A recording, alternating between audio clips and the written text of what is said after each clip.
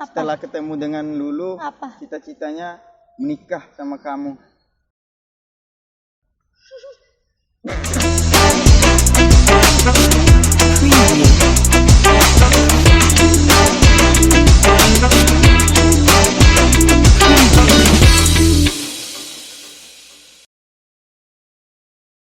Assalamualaikum. Kembali lagi dengan saya, Kim Pratama. Kali ini kita udah kedatangan narasumber kita, yaitu seorang milenial kreatif yang berprestasi, muda dan berbakat. Langsung saja di sebelah saya, Aulia Miratun Sakinah. Benar nggak ya? Iya. Jadi panggilannya apa nih? Lulu. Oh, Aulia Miratun Sakinah dipanggil Lulu. Lulu. Nyambung gak sih? Nggak nyambung sebenarnya. Ya. Dari mana itu asal muasalnya nama Lulu panggilannya? Lulu itu asalnya karena dulu pas Lulu ada gitu, mama ngelahirin itu kebetulan sama bertepatan dengan mama lulus PNS gitu. Jadi Lulu tuh lulus artinya. Lulus. Seperti itu. Oh, dihilangin Karena, S-nya. dianggap sebagai kayak anak yang membawa keberuntungan gitu lah. Hoki. Iya, gitu sih katanya. Ya. Gimana kabarnya nih? Baik. Alhamdulillah. Ya, jadi untuk akhir-akhir ini aktivitas kesehariannya ngapain aja sih, Lulu? Aktivitasnya walaupun pandemik tetap kuliah seperti biasa, walaupun sistemnya berbeda online. Terus juga nugas persiapan buat KTI tugas akhir. Oh, iya, karena insya Allah tahun depan mau wisuda. Alhamdulillah. Terus juga aktif buat video narasi gitu 1 menit untuk di share di Instagram gitu. Oh, itu aja kesibukan seharian. Iya sih. Tapi benar? Sama baca-baca buku sih sedikit. Oh, baca-baca buku. Tapi biasanya ini benar nggak sih perkuliahan online itu lebih ribet dibandingkan perkuliahan yang tatap muka, benar nggak sih? Iya benar sih. Kalau bisa dibilang online itu kan artinya kita kuliahnya nggak langsung. Secara kayak nggak sampai terlalu benar-benar sampai gitu materinya. Banyak mahasiswa yang cuman jawab ya Pak, baik Bu, seperti itu gitu. Terus juga terkendala mungkin jaringan yang ngelola jadinya. Yang jauh di pelosok kan? Iya, banyak kan mahasiswa tuh nggak cuma dari kota ya, ada yang dari kabupaten dan jaringannya mungkin nggak sebagus anak-anak yang di kota seperti itu. Jadi ini kan tadi kan ya kesibukannya buku, terus nulis buat video pendek di Instagram gitu ya kan. Jadi kalau untuk video di Instagram itu lebih ke arah kayak gimana sih videonya dan untuk siapa aja target pembuatan videonya? Sebenarnya niat awal buat video-video pendek gitu cuma iseng, terus hobi nulis juga, nulis beberapa bait doang, nggak panjang-panjang. Terus juga kalau sasarannya buat followers ya, biar nggak terlalu eksis gitu di Instagram, cuman upload foto doang kan, jadinya agak sedikit bermanfaat gitu. Nah isinya juga tentang percintaan, romansa biasa, terus tentang motivasi buat anak-anak yang permasalahan milenial sekarang kan insecurities, terus nggak pede, nggak pede terhadap dirinya sendiri, terhadap lingkungan, seperti itu sih. Tapi kebanyakan tentang percintaan dan romansa gitu. Ini sekarang kan kuliah semester berapa sih? Semester 5. Jurusan? Rekam medis dan informasi kesehatan. Itu tuh yang masih agak-agak masih jarang mungkin didengar sama boleh diceritain sedikit nggak? Ini jurusan rekam medis ini seperti apa buat teman-teman yang bongkar family di rumah? Jadi rekam medis itu dia secara garis besar ya tentang administrasi rumah sakit. Jadi dia yang ngurus berkas-berkas pasien, kemudian merapikan berkas pasien tersebut, diolah, kemudian disimpan secara baik, kemudian pada waktu tertentu diretensi, artinya dimusnahkan seperti itu. Karena nggak mungkin berkas itu disimpan terlalu lama karena ruangan juga kan. Tapi sekarang di era era globalisasi ini kan teknologi kan bicaranya. Jadi sedang diusahakan untuk masuk semua ke dalam sistem. Ya, sistem namanya tuh SIMRS. Sistem Manajemen Informasi Rumah Sakit gitu. Terus kan ini kan Kim pernah dengar dikit ya tentang informasi ini. Kak tanya, ini benar nggak sih? Ini hanya jurusan yang memang kalau S1-nya nggak ada, cuma sampai D3. Benar nggak sih?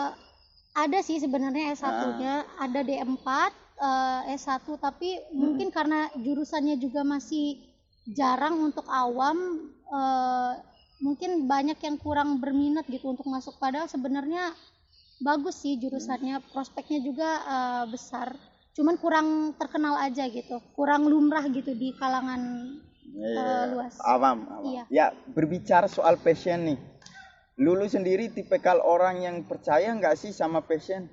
Kalau Kim sendiri, ya kalau soal ngomongin passion lah, masih 50-50 ya. Karena Kim sendiri orangnya yang penganut, ini namanya, mempercayai satu hal, yaitu proses. Karena semua aktivitas, semua tingkah laku atau hobi maupun pekerjaan dan lain sebagainya itu membutuhkan proses, tidak instan pokoknya. Iya. Kalau untuk Lulu sendiri nih? Bener sih, setiap orang itu punya passionnya masing-masing, punya keunikannya masing-masing, keahliannya masing-masing. Tinggal bagaimana kita di dalam kehidupan itu mencari, artinya berproses, bener kan? Kita coba dulu segala hal, mumpung masih muda, coba berbagai macam hal, supaya kita tahu, benar-benar kita kenali siapa diri kita dari proses itu. Nah, ketika kita udah kenali diri kita, udah tahu passion kita, tinggal bagaimana kita tekun dan berusaha semaksimal mungkin untuk mematenkan itu gitu. Iya. Jadi kan seperti yang Kim katakan awal tadi di sesi openingnya, kan Lulu nih dikenal sebagai sesosok perempuan yang punya prestasi. Jadi kira-kira semenjak Lulu menginjakkan kaki di dunia nih, prestasi-prestasi apa aja sih yang udah diraih sejauh ini? Emang kan dari dulu, dari kecil gitu, sering ikut lomba-lomba, ya segimana anak kecil lah, ikut lomba mewarnai dari TK gitu-gitu. Udah mulai berani tampil nih, dikasih arahan oleh orang tua gitu kan. Terus SD pun seperti itu, ikut lomba-lomba. Pokoknya kalau ditarik ulur tuh kayaknya kebanyakan lomba-lomba yang berkaitan dengan sastra dan seni, lebih ke situ. Walaupun ada juga sih beberapa lomba akademik yang diikuti, tapi sekarang baru kalau ditarik ulur tuh kayak mikir, oh iya ya, ternyata dari dulu tuh emang seringnya dicondong ke sastra dan seni gitu. Baru kemarin hal besar terjadi pas pertama masuk kuliah. Ya. Baru sebulan masuk di kampus kesehatan, tapi ada lomba Pekan Seni Mahasiswa Daerah.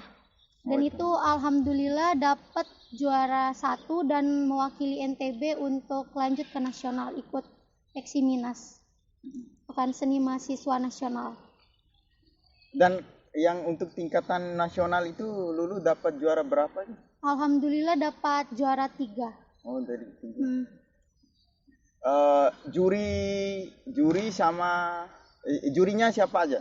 Yang kalau untuk tingkatan nasional? Jurinya ada Ahmadun Yosi Hervanda sama Jos Rijal. Jos Rijal. Iya. Itu aja. sama ada sih satu dari rektor UAD deh kalau nggak salah, tapi lupa namanya karena Jos Rizal sama Ahmadun kan sedikit nggak apa sih kayak kita tahu gitu sastrawan gitu kan. Ya kan pas waktu mendapatkan juara nih, terus reaksi teman-teman atau kampus yang membawa yang Lulu bawakan namanya di tingkat nasional tuh seperti apa sih respon dari mereka? Lebih dikenal ya di kampus, apalagi itu kan baru semester 1, jadi orang-orang udah bener-bener cari, oh ini ternyata Lulu yang kemarin ikut lomba gitu. Terus dari kampus juga apresiasinya luar biasa, dapat beasiswa, dari Dikti juga dapat beasiswa kemarin. Oh, sampai, lumayan, sampai segitunya ya. Iya. Dan ini untuk kan waktu di sana kan lomba puisinya juara 3 nih. Ruang lingkup yang kayak gimana sih yang waktu pas pertandingan di sana, kompetisi di sana tuh, maksudnya yang kayak teman-teman yang memang udah dari perwakilan terbaik semua atau kayak gimana sih yang dilombakan di sana, ruang lingkupnya persaingan?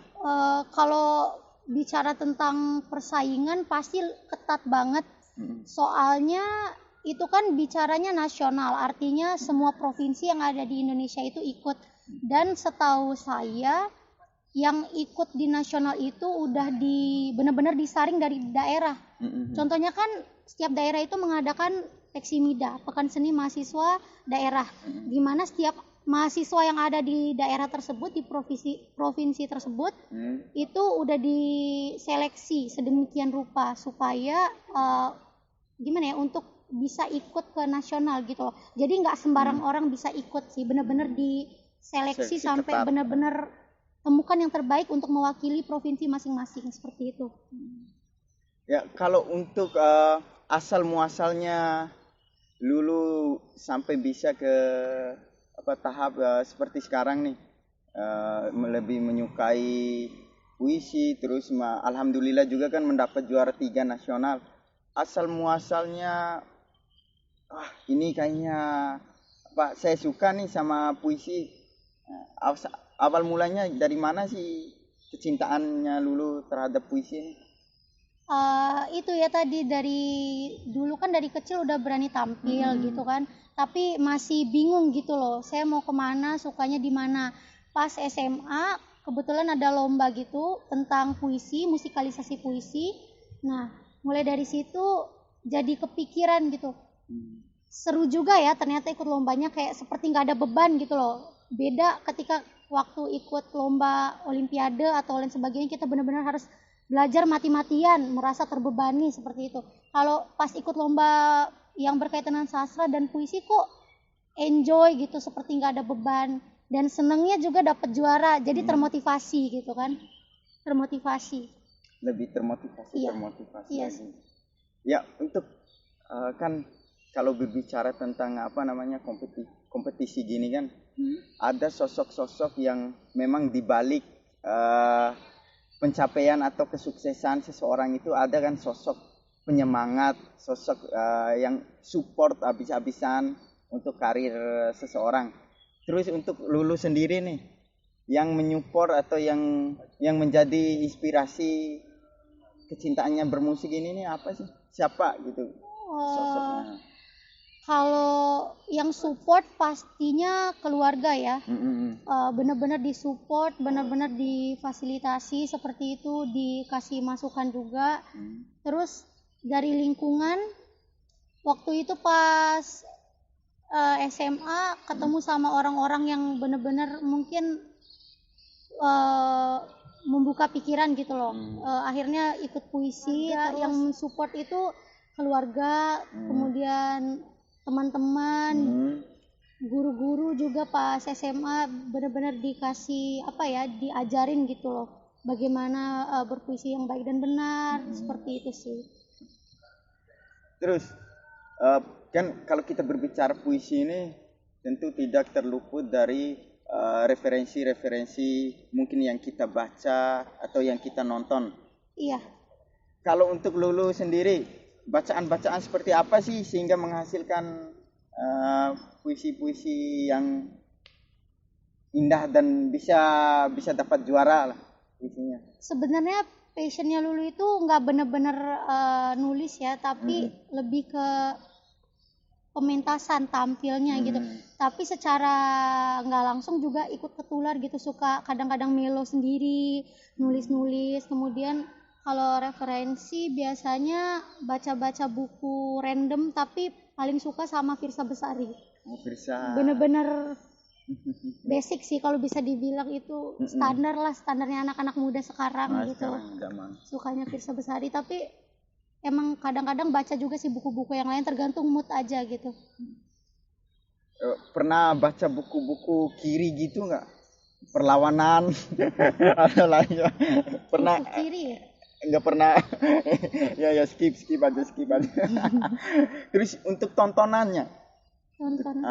Mungkin kan dari tontonan bisa menginspirasi, katanya ada bacaan, ada tontonan kan? Iya sih. Mungkin ada tontonan yang menginspirasi. Ya paling nonton YouTube ya, dari YouTube. Kemudian kita ikutin juga siapa nih yang kita suka di Instagram. Sekarang kan lagi zaman-zamannya kayak podcast gitu, buat narasi-narasi pendek seperti itu kan. Ikutin Sana, Rintik Seduh, terus juga Firsa Besari, terus siapa ya, Bagas, yang gitu-gitu sih.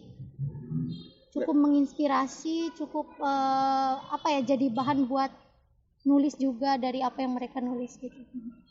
Terus hasil dari bacaan atau tontonan tadi, kira-kira ada nggak sih yang sampai merubah perspektif, mungkin lifestyle, gaya hidupnya Lulu, atau ekspektasinya tentang masa depan nanti? Mungkin dari ekspektasinya, persepsinya dulu. Persepsi tentang apa nih? Yang dari bacaan tadi itu sehingga menimbulkan sudut pandang yang berbeda mungkin, atau menemukan jati diri yang baru dari persepsi yang baru ditemuin dari hasil bacaan dan tontonan. Kalau itu lebih ke bacaan sih sebenarnya.